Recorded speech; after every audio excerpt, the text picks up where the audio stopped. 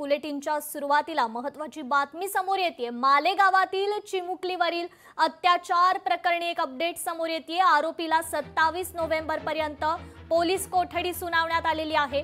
जिल्हा सत्र न्यायालयाने ही पोलीस कोठडी सुनावली आहे। मालेगाव कॅम्प रोड जवळ नागरिक मात्र आक्रमक झाल्याचं पाहायला मिळतंय। आरोपीला फाशी द्या अशी संतप्त मागणी आता नागरिकांकडून केली जातीये।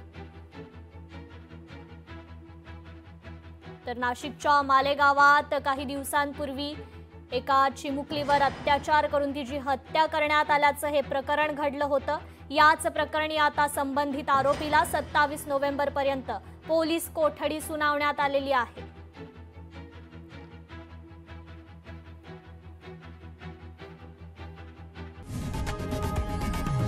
लोकशाही मराठी ऐका, पहा, जागरूक रहा।